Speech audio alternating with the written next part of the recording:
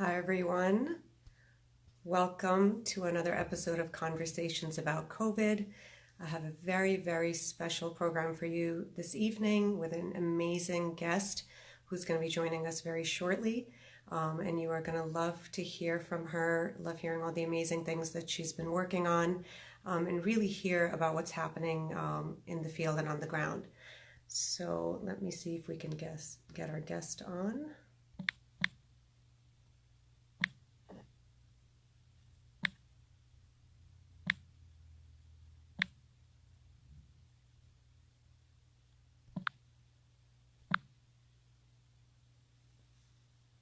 Hi, Sadaf. Hello. Oh, I just want to remind all of you that if you want to leave any questions, feel free to leave them in the comment box there. Any comments at all, any questions for our guest, just feel free to chime in. And just a few minutes until our guest joins us.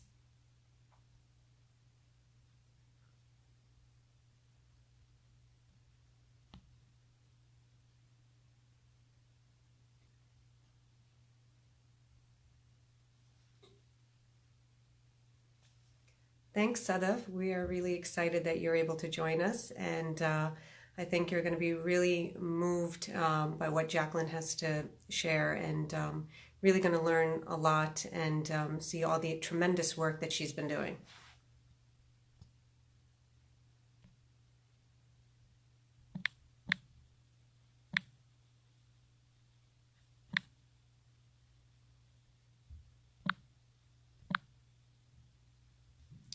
Just give her a few more minutes till she joins us.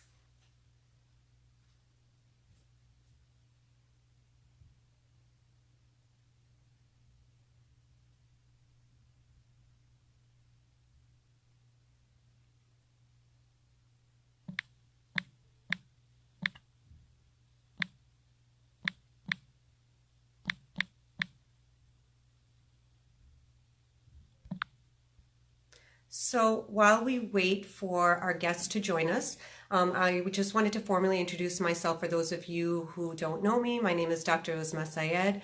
I'm an infectious disease specialist. I'm working in New York. I've been on the front lines during this COVID-19 crisis. And have been seeing firsthand unfortunate consequence from this that we are all facing globally and nationally. And I started this series to really talk about all the challenges that we are faced with during this pandemic. I talk a lot on my Instagram about COVID and the medical aspect of it, and how coronavirus is affecting all the different organ systems and children and adults and all these different things. But this series, I really wanted to focus on the social impacts of coronavirus and this pandemic, and really, from discussing the minorities that are impacted by this pandemic to what you're going to hear about tonight, the most vulnerable population that keeps being affected more and more from this COVID-19 pandemic that we're in. So just wanted to bring different things to light during this pandemic, and just a few more minutes. Hopefully our guest will join us. I know this is her first live, so hopefully she gets on with no hiccups.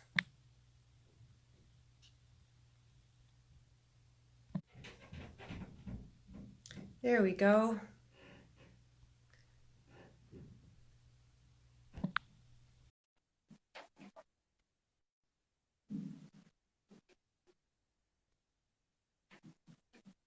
All right, looks like Jacquelyn is on. Hi. Hi, Jacquelyn, how are you? I'm good. How are you? I'm sorry. Good. Technological glitches. Oh, no worries at all. Welcome to your first live. Yeah, so it's crazy because Instagram is such a popular social media, but I don't ever do really like Instagram lives. I do all these other lives. So yes, this is my first. And how I are know. you? I'm so honored that I get to be the first one to have this live with you. So thank you. I'm doing well. How are you? I'm doing great. Busy, I think, like the rest of the world, trying to navigate through COVID. there's just changes every day, and trying to just really kind of listen to, you know, what God's trying to say, and just hear like, what are we missing in this world that we're not doing right? Absolutely. So before we get started, Jacquelyn, I wanted to formally introduce you to our audience because I personally know how much amazing work you've been doing from our previous conversations, and I'm just blown away by everything that you do. But I wanted our viewers to really hear about everything that you've been working on all these years. So Jacquelyn Aluotto is a producer, director, and activist dedicated to saving shelters for homeless people through the eradication of poverty, violence, and abuse across America. Jacquelyn created, produced, and directed 3 new shows proving that making a difference is entertaining and inspiring. She's the founder of the popular website Real Beauty, Real Women, where giving back is glamorous. She directed and produced the award-winning documentary Not in My Backyard, with never seen before powerful footage of abused and homeless women and children. In 2012, NIMBY screened in Washington and received a standing ovation at the World's Women Conference of Shelters. Labeled the socially conscious fashionista, she's a constant face on popular TV shows. She has presented at numerous colleges and universities. She has received congressional recognition for her work. She's the recipient of many awards, including the United Nations Honoree Winnie Mandela Award. She was voted a top 10 CEO woman in America. She's the founder and creator of Pick It Up Pictures and her nonprofit Break the Cycle. Her unscripted documentary series, The NIMBY Experience, is not only groundbreaking, but is changing the way people see the world while raising awareness and funds for what is happening in our backyards. In 2018, Jacquelyn and Break the Cycle USA joined forces with Congresswoman Lee and co-authored the amendment for restitution of victims bought and sold on the website Backpage. Jacquelyn is on a class of her own. In 2019, she also joined the second largest precinct in the nation to help build an anti-human trafficking unit that knew how to identify victims of human trafficking. She directed the award-winning documentary Not in My Backyard, as I mentioned before, which showed never before seen powerful undercover footage of abused and homeless women and children. And she spent 6 years with this project filming all across America in multiple shelters. Jacquelyn's main focus and dream is to inspire people through socially conscious entertainment that is making a difference and giving back. Now, that probably just grazes the surface of all the amazing things that you've been doing. Well, thank you so much for that beautiful introduction. I sound much more interesting on paper than I am in real life. No, you are Um, very humble, and I just, I'm so happy that you're here, and I'm so happy to be talking to you about this really important topic.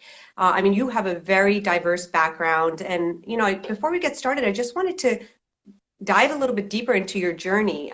Tell us a little bit about how, your journey into media and how you got that intertwined with all the activism that you do. Sure. So that was like purpose driven, but I didn't know it then. I had wanted to do a documentary in 2000, and that was before the world was like waking up to what was happening about racial injustices, really just oppression and human trafficking and domestic violence. And I wanted to go across America and show how women and children were fleeing abuse in their homes, and how domestic violence and beating your wife and children were a misdemeanor. And I really just thought that film was going to be a year, and that after people saw it, we were going to change the world and make a difference. I was really young and naive. It was 20 years ago. And what happened was I ended up spending 7 years filming in shelters across America. And I kept on going to these different cities and organizations, and I kept on meeting children in the foster care system, or were runaways, that they were calling them child prostitutes. And for me, that was just so odd for me, because a child can't be a prostitute because they would be exploited and being raped. But these teens didn't understand it. And so I had talked to my mentor about it, who her name is Sandra Ramos, and she was the first woman to open a battered women and children's shelter in North America. And I said, Sandra, I'm going to all these different cities and I'm meeting these children. And she said, oh, that's human trafficking. And I'd never heard about that. No one had ever said human trafficking to me before. And so I started doing a bunch of research. And at the time, there wasn't the research like there was. And what I discovered is that a lot of children in the foster care system were being sex trafficked through the United States. And so that is the term. It's domestic sex trafficking. And so domestic sex trafficking is when it's children in the US being trafficked through the United States. And it was really startling to me. And it was more startling that they have no First Amendment rights, because once you are property of the government, you belong to the government. And so you have guardians, and you didn't have these First Amendment rights. So uh, it led on to my journey for my second night in my backyard. And then about 6 years ago, um, there was an organization called Children's Right Inc. that was suing the state of Texas on foster care and children being sex trafficked in the state of Texas, and Texas being the #1 state for human trafficking. And so I came here, and at the time, people told me that I was crazy. Human trafficking wasn't happening here. I didn't know what I was talking about. I was just from the East Coast. And um, really, just by the grace of God, I mean, he just kept on sending me people to open up doors to help me. And That's amazing. yeah, being a That's really producer. amazing. I mean, the fact that you pretty much picked up everything and moved across the country for a cause that you believe in, for such a noble cause, is just, it's just remarkable because, you feel passionately about this and you're doing something that is really, truly helping people. But, just wanted to get into what you just started to talk about a little bit. I'm sure it was not easy, the transition, especially from the East Coast, then from New York, New Jersey, down to Texas. That transition must have been difficult, but also now you're going into an area that is sort of a taboo, that's not really talked about. And as you mentioned, people are sort of in denial that it's even happening. What Right. kind of challenges did you face early on? So, well, first of all, I'd like to say I didn't just come here for the cause. I did come here because I wanted my child to get to know my dad. Okay. So there was two reasons: personal and purpose. Um, but I met a lot of challenges. I was really depressed when I first moved here. Moving to Texas was really like a different culture for me and a different language. When you grow up on the East Coast and in New York and New Jersey, it is a melting pot. Everybody commingles together, different religions, different cultures, different skin color. Like nobody cares. And so moving here, I really felt like I was in like the 1940s. It was very segregated to me. And um, when I started talking about what was happening in communities of color, of sex trafficking, and why were those girls and children not getting the same attention on the media, um, it wasn't received in a positive way. And so it just took me, my dad had said to me, it's going to probably take you about 3 years. And I was like, 3 years? But it took me probably about 3 years to really get used to the difference of the North versus the South. Hmm. And that there is a completely different kind of culture. Like in it from the North, you're just used to being extremely blunt and just you know you're busy. And in Yeah. the South, people are very like kind and sweet, and even if they don't like what you're saying, or they're going to do Yeah. something underhanded, it's just a different language. And so it Yeah. took me a long time to get used to that language. I still don't think I'm quite there yet, but I'm trying to learn, because I don't want to be off-putting to people with my transparency. I want Yeah. people to just understand that there are people in bondage all across the world, and they are suffering, and that it's our job to help them and make them free. And so so it's been a delicate dance of learning how to kind of learn this language also. Right, to bring about effective change. So besides the language, what other things have you found to be most effective, with respect to your advocacy and sort of accomplishing all these amazing goals that you have accomplished in a short amount of time? Oh, well, thank you. Really, that's just like a village of beautiful people. One of our biggest community impact partners is Community of Faith and Bishop James Dixon. And he was the one who introduced me to Congresswoman Lee.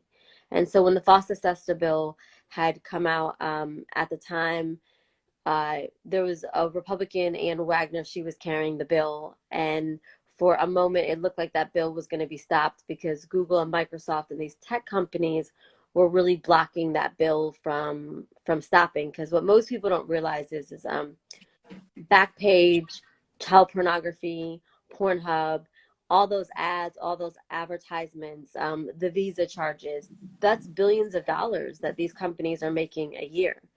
And so everyone is really complicit in human trafficking and exploitation of children. And so he had said to me, "You need to meet Congresswoman Lee. She will not back down from this. She will fight this." And so I met with her and actually a group of other advocates and activists here. We told her what was happening. She helped carry the bill on the floor. And then she came to me and she said, "What amendments do you want to try to fight for in this bill?" Because there was amendments that needed to be made.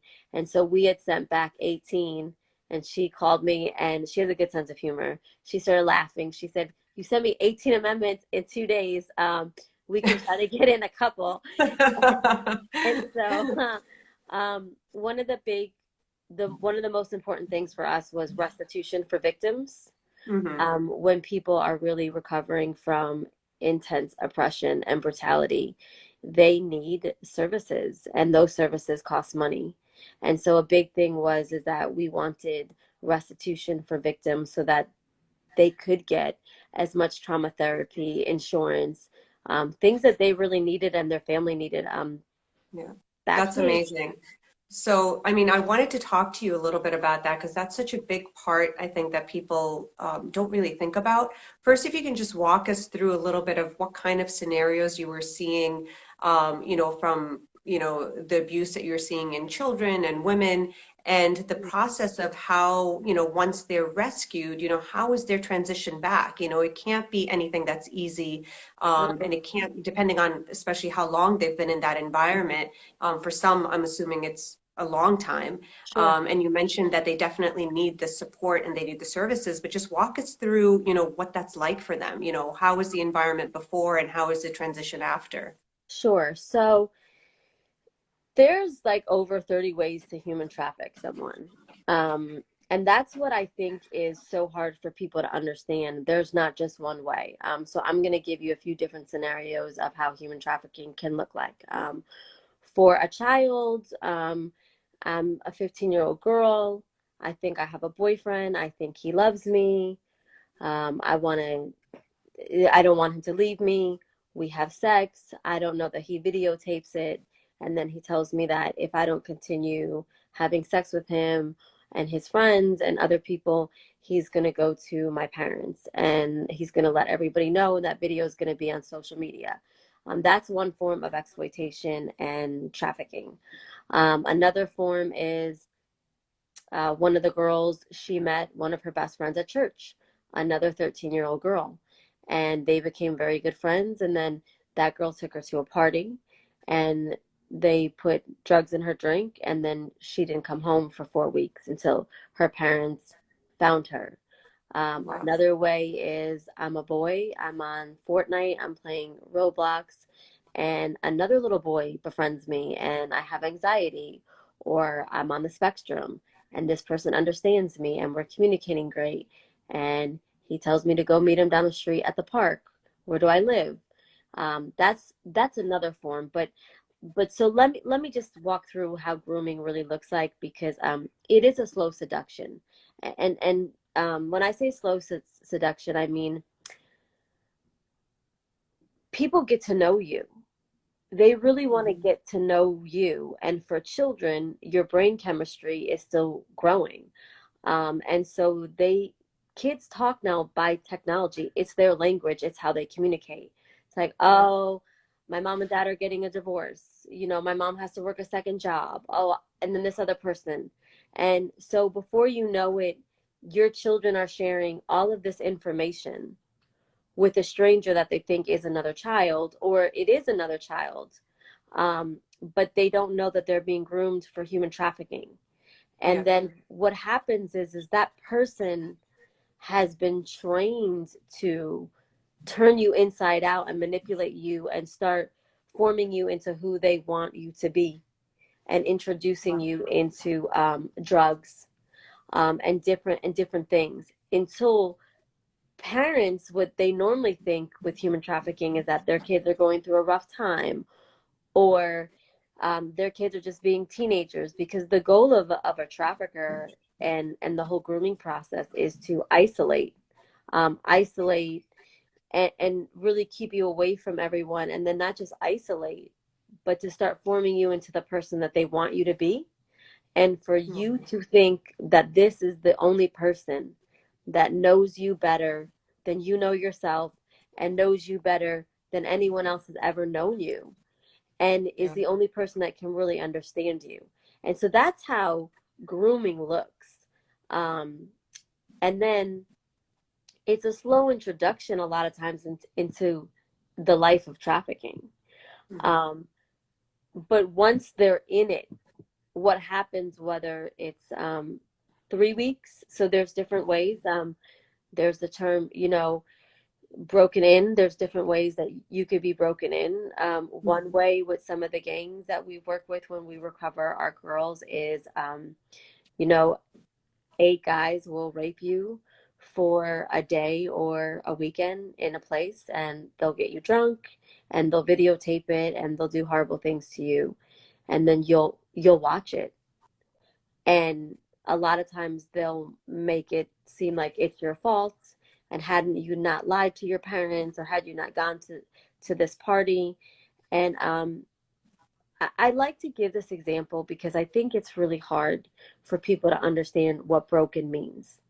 Yeah. And so broken means that you are so broken, you do not know yourself, and it's so painful for you to even try to remember the person you were before you were Hmm. exploited, Yeah. because that's who you're trying to get back to.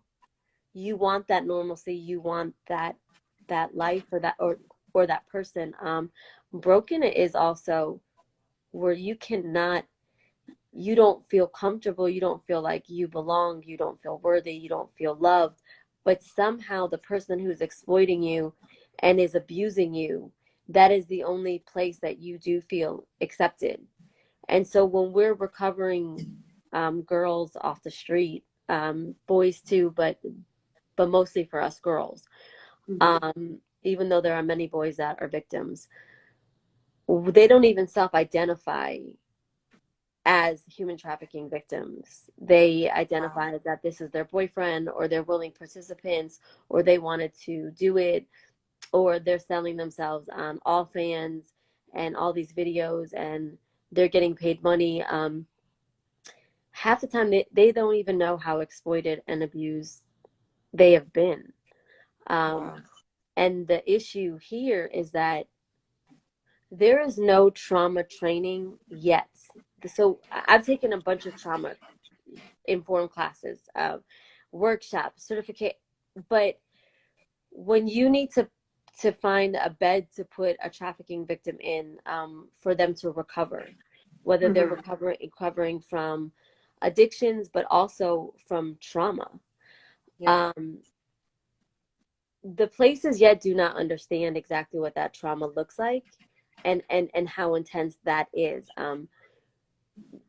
Victims form trauma bonds with their traffickers.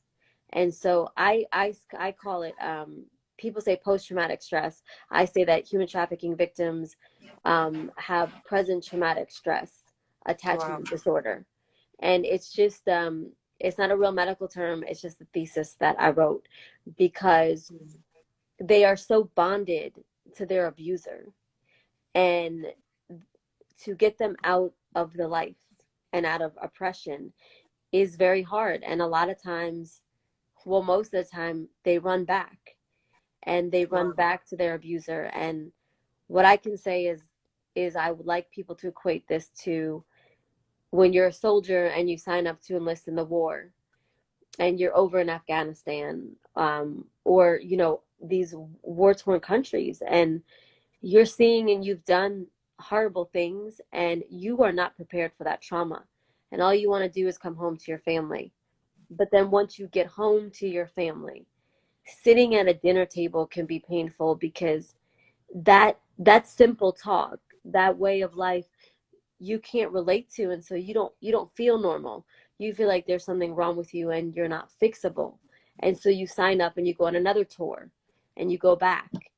And that's how I that's like my analogy Wow. for trafficking victims. Wow, that's very powerful, and I think that's something that people can relate to because it's much more accepted for people to think about, soldiers and war and PTSD and that kind of trauma, but people don't really think about the trauma that human trafficking victims go through. Oh wow. I mean, as you mentioned, it's just, it's such an ordeal, and they really have been broken so much in Mhm. the process because I think the person who's controlling them wants to have that continuous control so that they Yeah. will keep coming back to them. And I think with, unfortunately, the advancement of technology and all of us being connected to our devices, especially young children, I can only imagine how much worse this problem has become. Um, Oh yes. COVID-19 has heightened human trafficking, sexual exploitation exponentially. It is, well, first of all, because for such a long time with COVID-19, you were only focusing on COVID-19. And so all these other crimes that were happening, there wasn't a focus on. So like yeah, in Texas, if you go to Bissonnette, which most of the girls will call the track, it's one of the busiest tracks for human trafficking.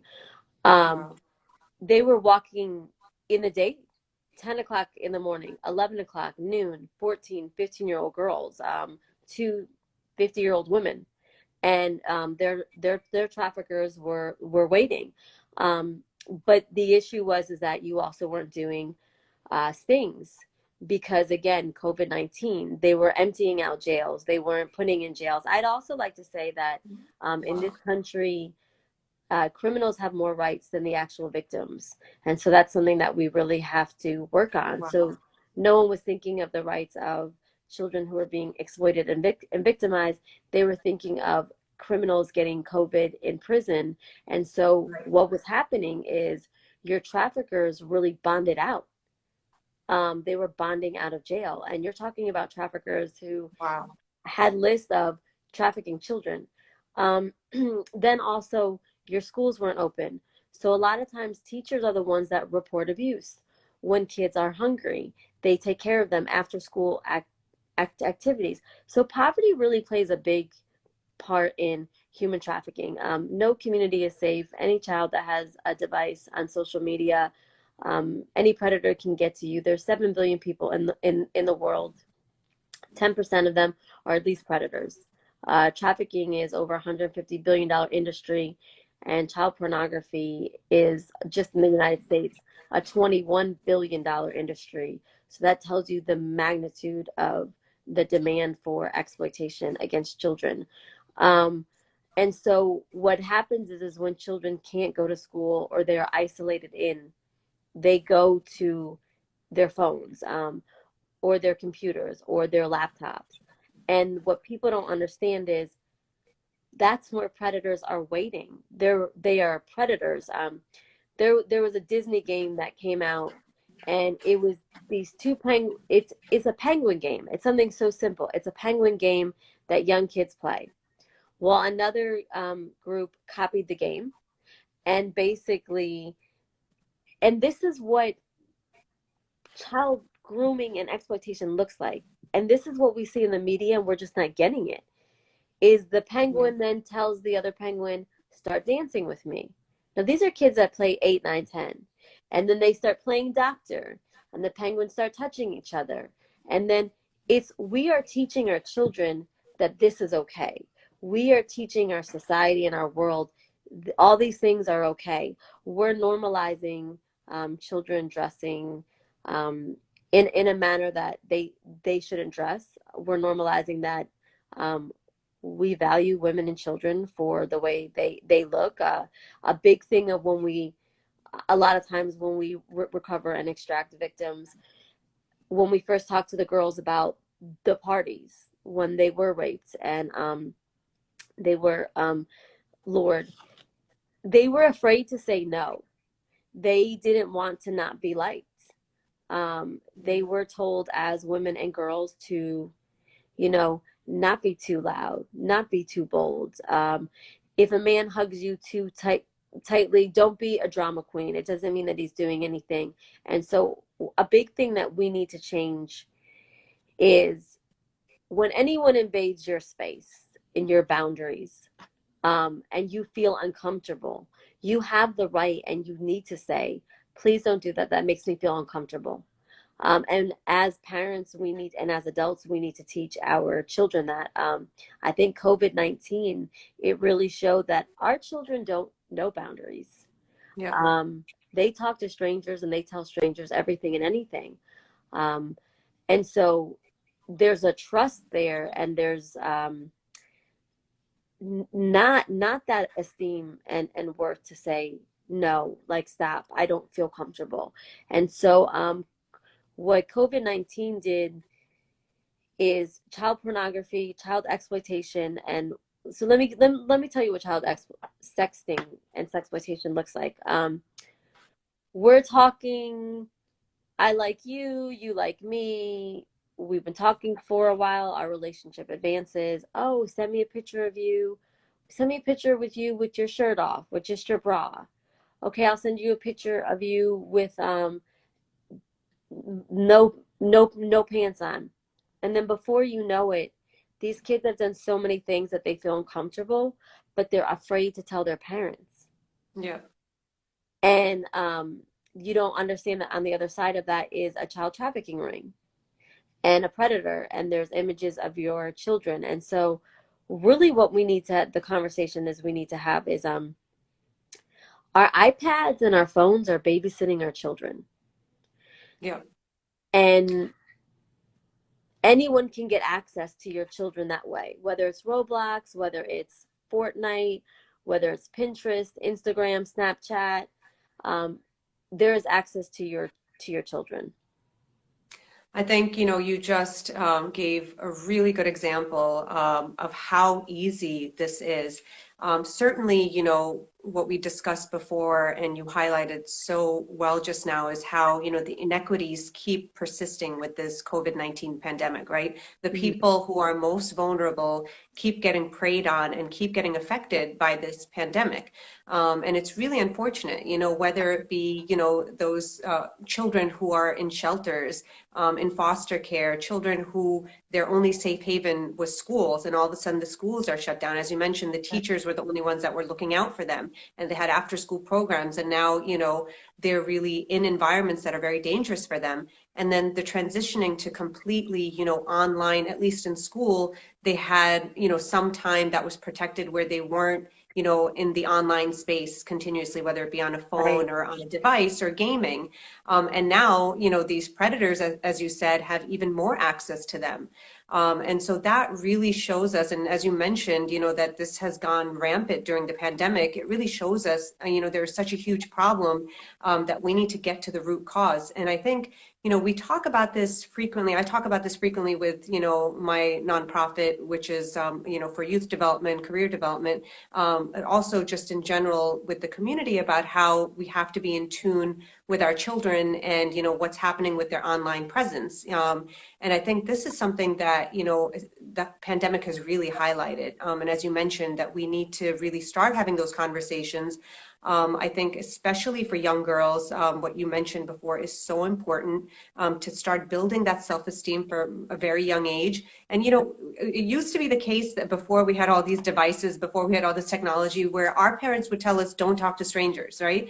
We always knew growing up that, you wouldn't just have a conversation with somebody you didn't know. You wouldn't talk to somebody on the street.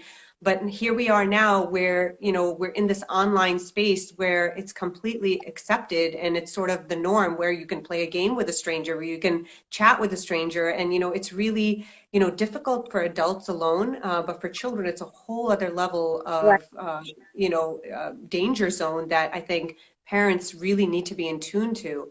And with, moving on to virtual learning now, for the fall, I think this is something that really needs a lot of attention, as you mentioned. Right. I mean, I don't think parents realize that if your kid could download an app and 3 hours later be sexually exploited and started being groomed, it's that quick.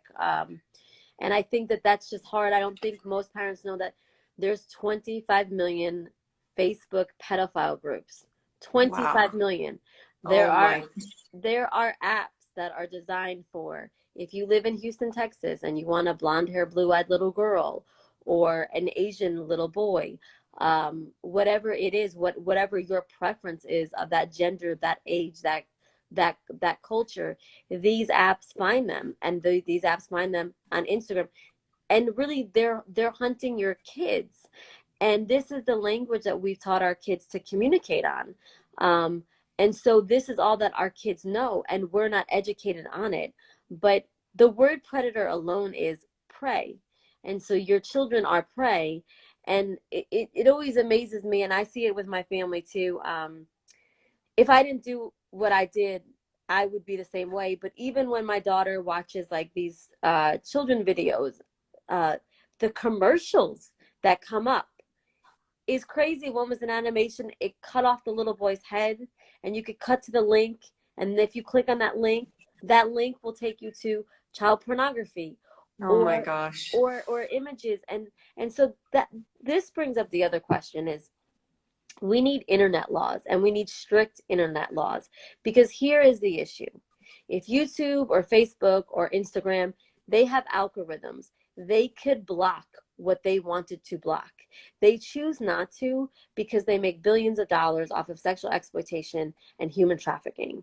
It is a choice. And us Wow. as participants in the social media world, we have to start demanding it. And that is if our platforms are not protecting our children, then we need to start boycotting them. And this is something that is very important because we are getting into such a dangerous space and of normalizing child pornography, and just what our children should look like and what should be acceptable.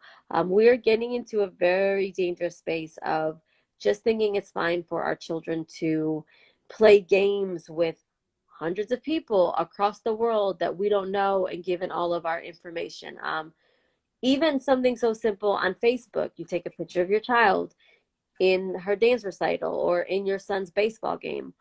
Well, behind that is a picture of your school, and you're and right there you are letting all of these predators know this is where your child goes. And so over 800,000 children go missing a year in the United States alone, and that number is not even correct. It's really millions, but that is what is reported. That is just in one country. um, and so we need to be diligent, and we need to start educating people on how and why it's happening. And really, our communities have to start talking. And we have to understand that oppressed communities and communities in poverty that are in crisis, we need to help in a much different way, but we also need for them to be at the table talking about what's happening, not the government or wealthy people who have never been in those communities or studied it from a book. It's got to be those communities themselves that say, this is how we're being exploited and this is how we need the help. Yeah, absolutely. I think you brought up a really good point. We always say that it takes a village, and really, we are only going to thrive when we take care of each other, and it's all about community. And I think we've all become so siloed.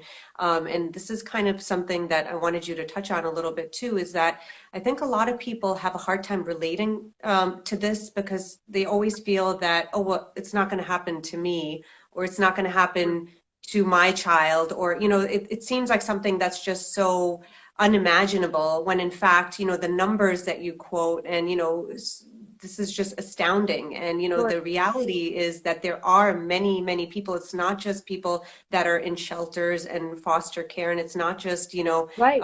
people that are, you know, in poverty and, you know, in these difficult areas Sure. and communities. It's happening throughout the nation. Sure. So, 1 in 4 children are sexually assaulted, and you know, the rape in this country of women that are either in Harvard or in poor communities is really rampant in the United States.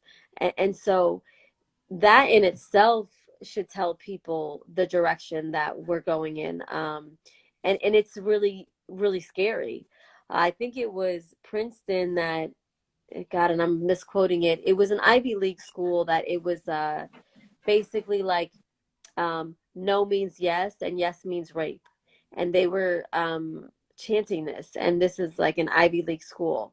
And Wow. so that alone, that's the ideology of young privileged men is really scary.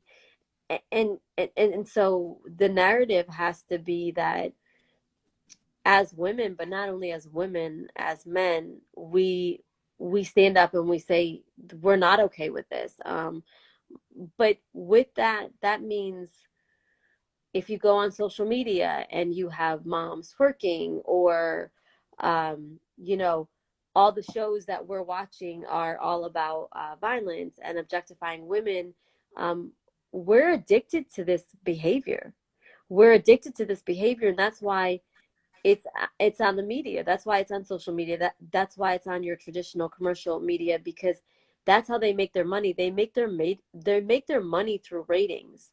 And so if we are addicted to that, and that's what humans are attracted to, that's gonna keep on happening. We have to say no. This can't keep on happening.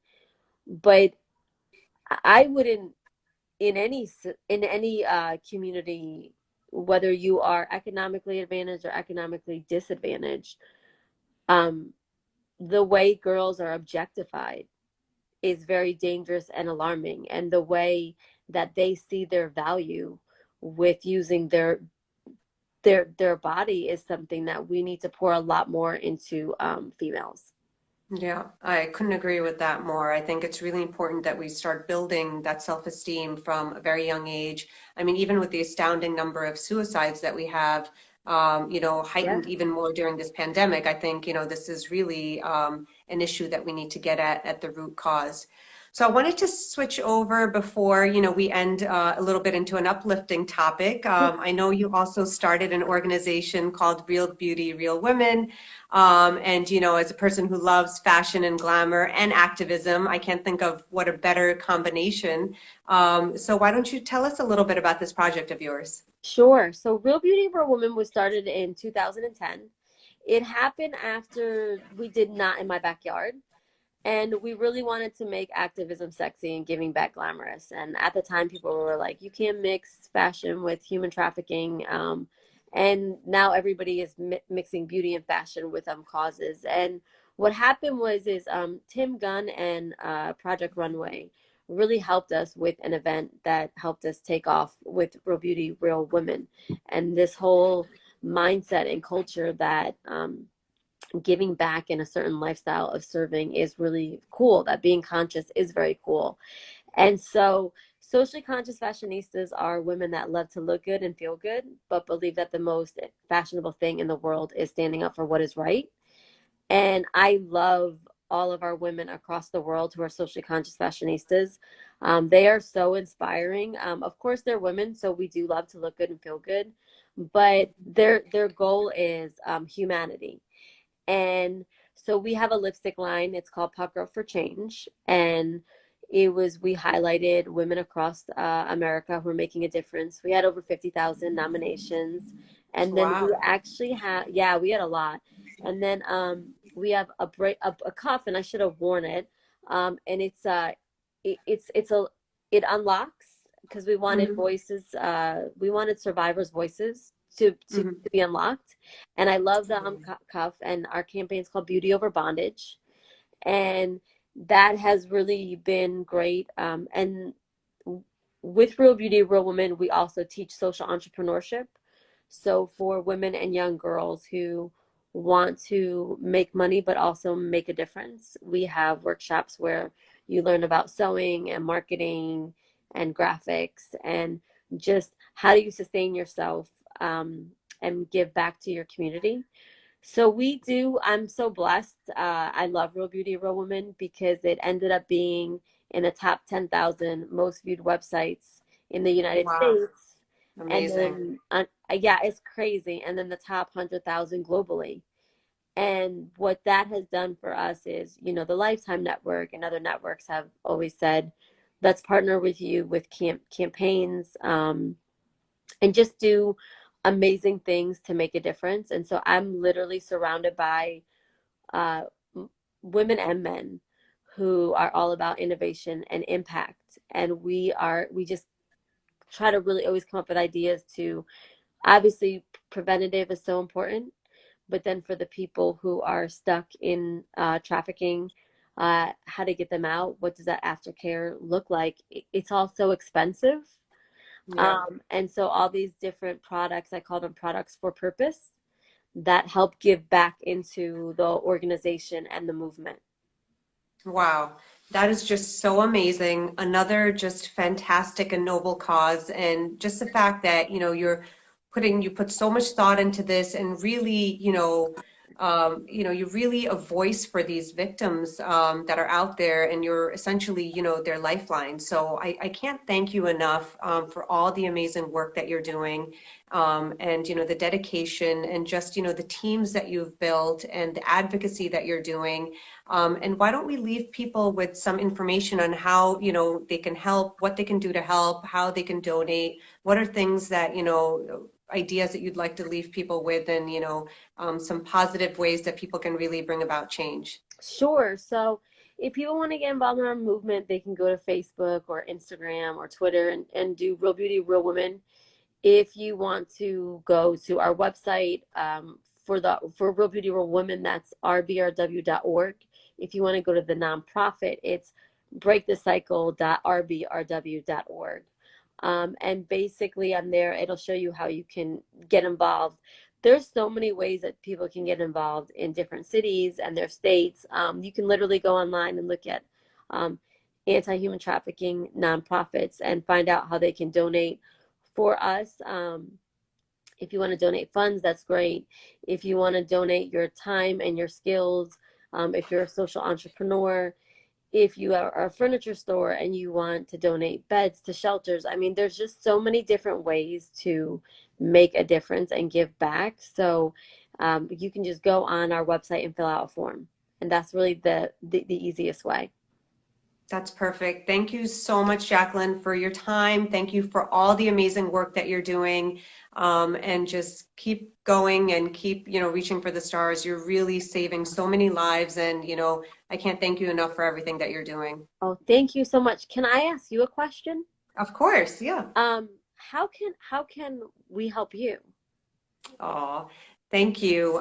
So, with respect to the pandemic, I think the thing that's most important right now, especially, you're in Texas where the numbers are just really insane. And we went through that, in the spring, and it was really tough and really difficult. And we've been able to keep our numbers down now. We don't know what the future holds. This virus, it's a novel virus. We're learning new things about it every day.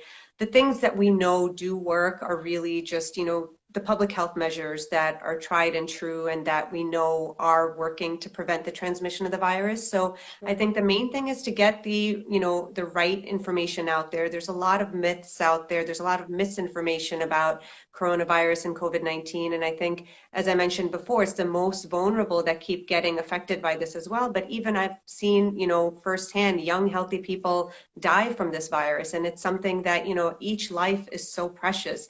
So, I would just Sure. encourage everybody to wear a mask, wash your hands and keep your distance, and, just be conscientious. Your actions have a direct consequence on somebody else's life. So, we say we're all in this together for that particular reason, is that we have to get through this. We will get through this, but let's just, do the right thing so that we can all get through this safer and healthier.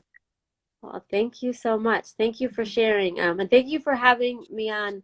I really appreciate it so much. Of course, of course. Thank you for everything, and I look forward to speaking to you again soon. Yes, thank you. Bye. Take care. Have a good night. Bye. You too.